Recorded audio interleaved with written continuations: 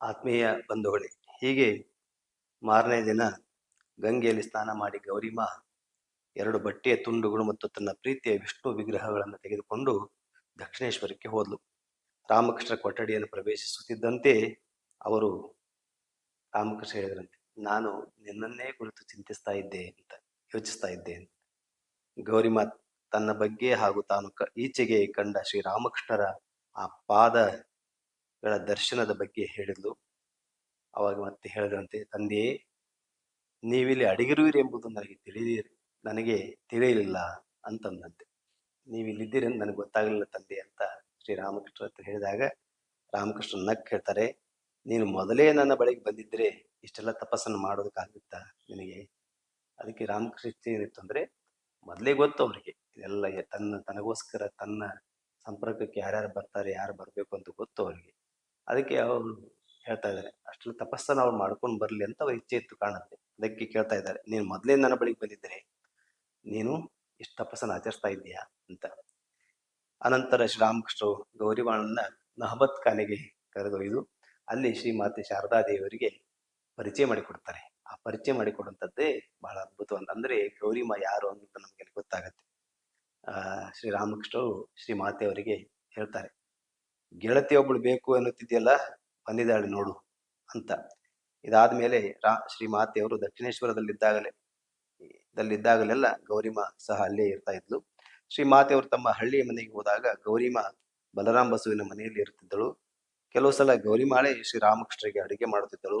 ಅಪರೂಪವಾಗಿ ತನ್ನ ಮಧುರವಾದ ಕಂಠದಿಂದ ಅವಾಗ ಅವಳು ಹಾಡ್ತಾ ಇದ್ದಳು.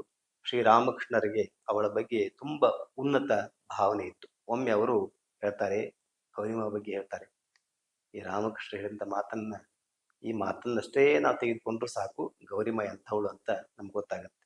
ರಾಮಕೃಷ್ಣ ಹೇಳ್ತಾರೆ, ಗೌರಿಮಾಳದು ಪರಿಪೂರ್ಣ ಜೀವ. ಅವಳು ವೃಂದಾವನದ ಒಬ್ಬ ಗೋಪಿ ಅಂತ ಹೇಳ್ತಾರೆ. ಅವಳದು ಪರಿಪೂರ್ಣ ಜೀವ. ಅವಳು ಅದಕ್ಕೆ ನೋಡಿ, ಸಾಧನೆಯಲ್ಲಿ ನಿರತರಾಗಿತ್ತು, ಅದೆಲ್ಲ ನಡೀತು. ಆದ್ರೆ ಅವಳು ಯಾವಾಗ ಮನುಷ್ಯರ ಬಗ್ಗೆ ಕರುಣೆಯನ್ನು ತೋರೋದಕ್ಕೆ ಪ್ರಾರಂಭ ಮಾಡಿದ್ಲು ಅಂದ್ರೆ ಕಾಲರ ರೋಗಿಗಳಿಗೆ, ಆ ಭಾವನೆ ಬರುವಂಥದ್ದು ಸಾಮಾನ್ಯ ಸಾಧಕರ ಭಾವನೆಯಲ್ಲಿ ಬರೋದಿಲ್ಲ. ಯಾರು ಆಗಲೇ ಸಿದ್ಧರಾಗಿರ್ತಾರೋ ಅವರಿಗೆ ಜೀವಿಗಳ ಬಗ್ಗೆ ಒಂದು ಕರುಣೆ ಬರ್ತದೆ, ಅವರಿಗೆ ಸೇವೆ ಮಾಡ್ಬೇಕಂತಕ್ಕಂಥ ಭಾವನೆ ಬರ್ತದೆ. ಆದ್ರಿಂದ ಅವಳು ಸಿದ್ಧಳೆ. ಆದರೆ ಉಳಿದದೆಲ್ಲ ಒಂದ್ಸಾರಿ ಮಾನವ ದೇಹ ಧಾರಣೆ ಮಾಡ್ಕೊಂಡು ಬಂದಾಗ ಏನ್ ನಡೀಬೇಕು ಅದರ ಸಾಧನೆಗಳು ಅವಳಿಂದ ಕೂಡ ನಡೀತು. ಹೀಗೆ ಅಂತ ಪರಿಪೂರ್ಣ ವ್ಯಕ್ತಿ ಅವಳು. ಒಂದು ದಿನ ಕೇದಾರನಾಥ್ ಚಟರ್ಜಿ ಅಂತಕ್ಕಂಥ ವ್ಯಕ್ತಿ ಒಬ್ಬ ವಿಲಿಯಂ ಅಂತಕ್ಕಂಥ ಪಾಶ್ಚಿಮಾತ್ಯ ವ್ಯಕ್ತಿಯನ್ನ ಕರ್ಕೊಂಡ್ಬಂದಿರ್ತಾನೆ. ಶ್ರೀರಾಮಕೃಷ್ಣ ಹತ್ರ ಪರಿಚಯ ಮಾಡಿಸ್ತಾನೆ.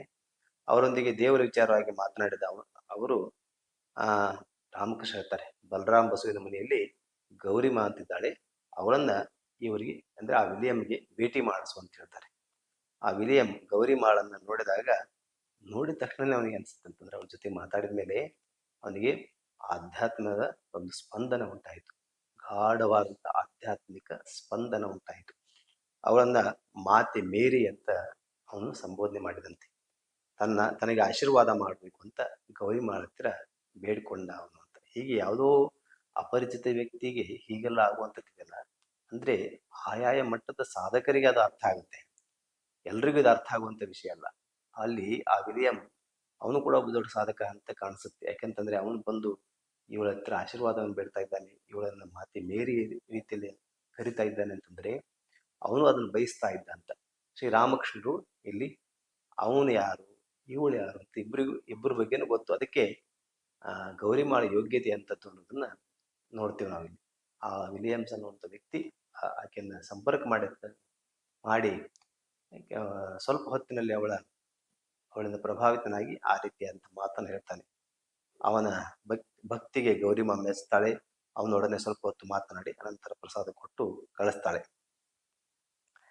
ಈಗ ಮುಂದಿನ ಕಾರ್ಯ ಏನಂತಂದ್ರೆ, ಶ್ರೀರಾಮಕೃಷ್ಣರ ಉದ್ದೇಶ ಇದೆಯಲ್ಲ ಅವತಾರ ಕಾರ್ಯ, ಅದು ಗೌರಿಮಾಳ ಮೂಲಕ ಏನ್ ಮಾಡಿಸ್ಬೇಕು ಅಂತ ಅವರು ಮೊದಲೇ ನಿರ್ಧಾರ ಮಾಡಿದ್ದಾರೆ. ಈಗ ಅವಳು ಸಾಧನೆ ಎಲ್ಲ ಮಾಡಿ ಪರಿಪೂರ್ಣಳಾಗಿ ಇದ್ದಾಳೆ. ಆದ್ದರಿಂದ ಮುಂದಿನ ಮಾರ್ಗದರ್ಶನವನ್ನು ಶ್ರೀರಾಮಕೃಷ್ಣರು ಹೇಗೆ ಮಾಡ್ತಾರೆ, ಏನ್ ಮಾಡೋದಕ್ಕೆ ಸೂಚನೆ ಕೊಡ್ತಾರೆ ಅಂತ